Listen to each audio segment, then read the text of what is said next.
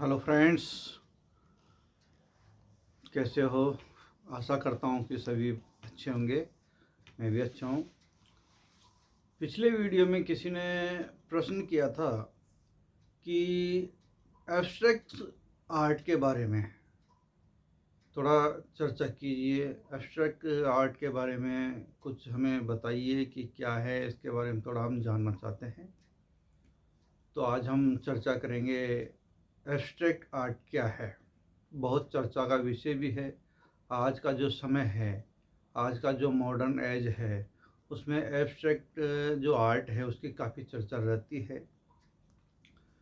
जैसा कि हम जानते हैं कि जब कोई भी बच्चा जब छोटा होता है तो उसकी शुरुआत होती है, कुछ भी ड्रॉ करता है, वो जो भी आता है कुछ भी बना देता है कहीं भी।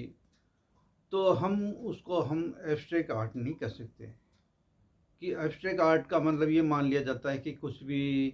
आज लोगों में भ्रांति है कि कुछ भी अगर आप आड़ी टेढ़ी लाइनें खींच रहे हो, रंगों को इधर उधर बिखेर रहे हो, कुछ भी अगर आप कर रहे हो तो वो एब्स्ट्रैक्ट आर्ट है। नहीं, ऐसा नहीं है। बच्चा जब शुरू में एकेडमिक एजुकेशन लेता है, तो जब वो एकेडमी में पढ़ने के लिए जाता है, आर्ट सीखता है, तो सबसे पहले उसको स्टिल लाइफ सिखाया जाता है। स्टिल लाइफ बनाना सिखाने के पीछे एक उद्देश्य होता है कि जो ज़रूरी चीज़ें हैं आर्ट की, जो बहुत ही बेसिक नॉलेज है, वो उसके द्वारा वो प्राप्त करता है। जब स्टिल लाइफ में कोई भी तीन चीज़ों को या एक दो चीज़ों को जब वो सामने देख करके जब वो ड्रॉ करता है, और ड्रॉ करने के बाद वो उसमें कलर भरने की कोशिश करता है, तो उससे वो बहुत सारी चीज़ें सीखता है। जो भी आकार है उसका मेजरमेंट सीखता है, उसका जो ऑब्जर्वेशन है कलर का वो सीखता है, और भी बहुत सारी चीज़ें वो सीखता है। एलिमेंट्स जो है, इम्पोर्टेंट जो एलिमेंट्स है आर्ट के, उसकी वो नॉलेज करता है। जब धीरे धीरे इस तरह से वो सीख जाता है उसके बारे में, जो बेसिक चीज़ें हैं, उसके बाद में वो आकारवादी कला की ओर जाता है। कोई भी बच्चा है उसको आकारवादी कला यानी आकृति मूलक कला की ओर वो बढ़ता है।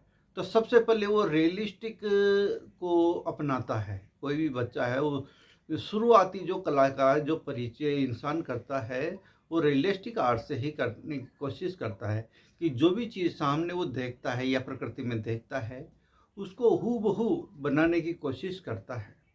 तो उसी को हम रियलिस्टिक आर्ट मान सकते हैं।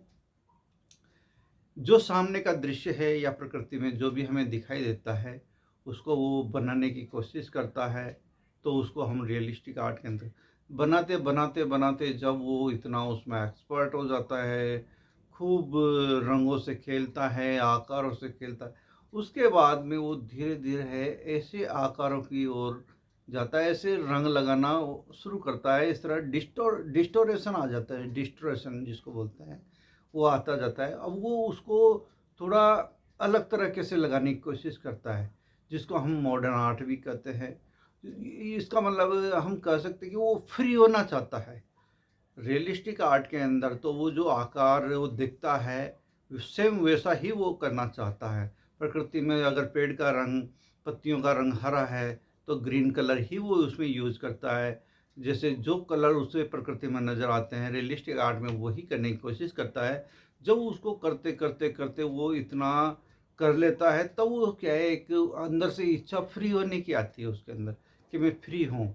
तो फ्री होने का जब इच्छा उसके अंदर पैदा होती है, तो वो अपने आकारों में वो स्वतंत्रता लाने की कोशिश करता है। वो आकारों को प्रकृति में जो है वैसा न बना करके अपनी इच्छा अनुसार आकार बनाने की कोशिश करता है। उसकी जैसे आँख लंबी कर दी, आँख को वो कहीं भी बना सकता है ना? तो उसके अंदर वो ये कि उसके अंदर स्वतंत्रता पाना चाहता है।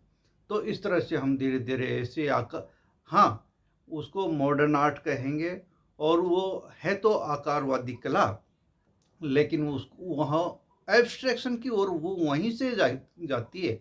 ये रास्ता एब्स्ट्रैक्शन के लिए यहीं से होकर के गुजरता है, जब वो फ्री होना चाहता है, जब फ्री होने की इच्छा जब उसके मन में आई है, तो आकारों को वो अपनी मर्ज़ी से बनाने की कोशिश करता है, आकारों में भी वो रंग अपनी मर्ज़ी से भरने की कोशिश करता है।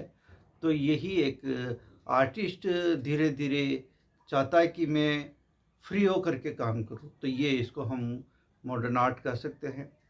अब आकारों में भी वो जब क्रिएटिव फॉर्म्स लेकर के काम करता रहता है, उसमें काफ़ी समय तक उसमें काम करता एक समय उसके अंदर आता है, तब वो उस आकारों से भी वो मुक्त होना चाहता है कि मैं ये जो आकार मूलक आर्ट जो बना रहा हूँ, आकृतिवादी जो कला मैं बना रहा हूँ, उससे भी वो स्वतंत्र होना चाहता है। हालाँकि उसने बहुत उसमें तो वो फ्री था ही, आकारों में भी वो कई कितनी भी लंबी आकृतियाँ बना सकता है, कितनी चौड़ी आकृतियाँ, उसमें जो इच्छा हो कलर भर सकता है। लेकिन एक समय आ जाता है, जो वो वहाँ से भी एक स्वतंत्रता चाहता है। तो वो जो वहाँ से स्वतंत्रता चाहने वाला उसका जो कदम है, यही एब्स्ट्रैक्शन का एक रास्ता वहाँ से गुजरता है। तो एब्स्ट्रैक्ट आर्ट वहीं से शुरू हो जाती है, जहाँ से वो हर प्रकार से अपने आप को फ्री करना चाहता है, स्वतंत्र करना चाहता है। तो उसमें भी अगर कलाकार के सामने कई चीज़ें आ जाती है। एक तो वो जो एब्स्ट्रैक्ट करता है, तो एक तो प्रेरणा प्रकृति से ही लेकर के एब्स्ट्रैक्ट कर सकता है।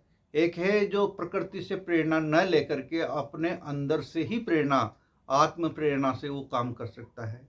स्वप्रेरणा जिसको बोल सकते हैं कि जैसे प्रकृति में कोई चीज़ हमें दिखी, जैसे ट्रायंगल है या सर्कल है, उनको लेकर के अगर काम करते हैं, तो वो भी एक एब्स्ट्रैक्शन में आएगा, लेकिन वो प्रेरणा कहाँ से मिल रही है उसको?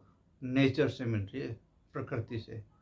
यानी वो प्रकृति से प्रेरणा लेकर, यानी कि ऐसे आकार जो वो नेचर में देखता है, उसको अगर एब्स्ट्रैक्शन में लाने की कोशिश करता है, तो वो प्रेरणा वो नेचर से ले रहा है। लेकिन कई आर्टिस्ट ऐसे हैं जो नेचर की जो फॉर्म्स हैं, वहाँ से इंस्पिरेशन न लेकर के अपने अंदर से ही नया सृजन करने की कोशिश करते हैं, प्रेरणा भी अपनी ही लेने की कोशिश करते हैं।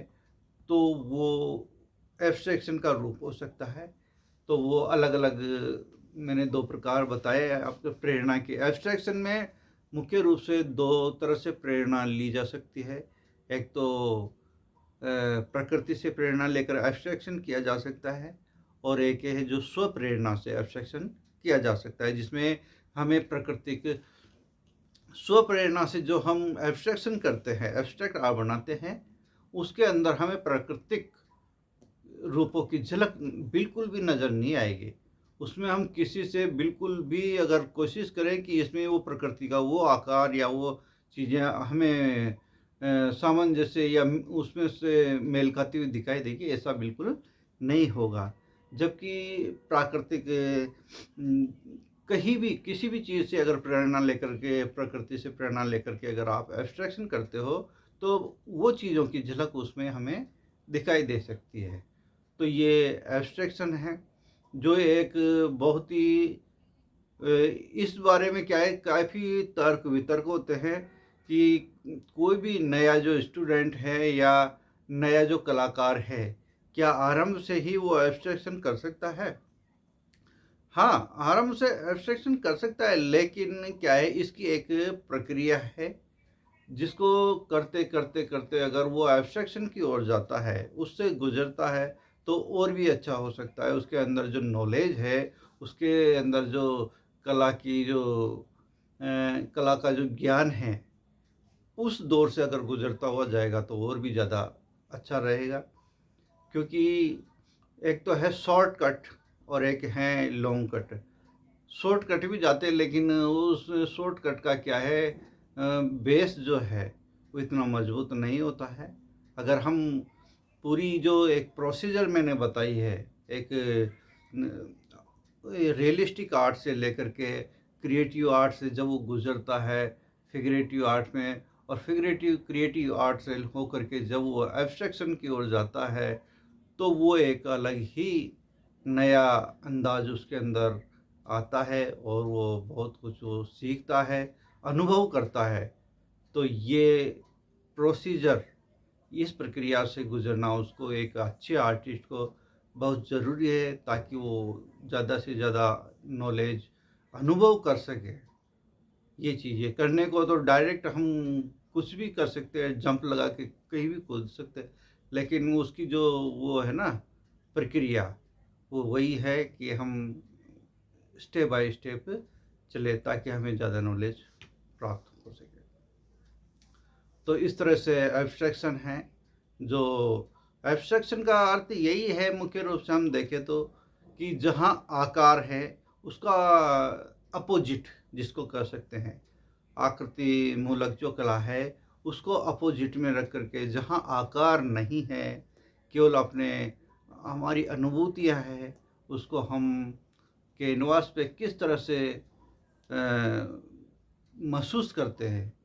बिल्कुल एब्स्ट्रैक्ट, यानी कि जो आकार हम किसी सामंजस्य नहीं करें, यानी किसी प्रकृति के आकारों से तुलना जहाँ पर नहीं होगी, वही एब्स्ट्रैक्ट है। एब्स्ट्रैक्ट का मूल उद्देश्य यही है कि हम किसी चीज़ में बंद करके काम ना करें।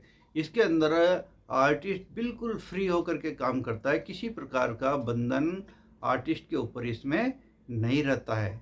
एब्स्ट्रैक्ट का मुख्य उद्देश्य यही है, क्योंकि आर्टिस्ट इसमें बिल्कुल फ्री होकर के अपने स्वच्छंद विचारों से या स्वतंत्र विचारों से उसमें काम करता है, और उसका एक अलग ही आनंद है, अलग ही मज़ा होता है, जो वो शब्दों में उसको परिभाषित नहीं कर सकता है। यही एब्स्ट्रैक्शन है। Thank you.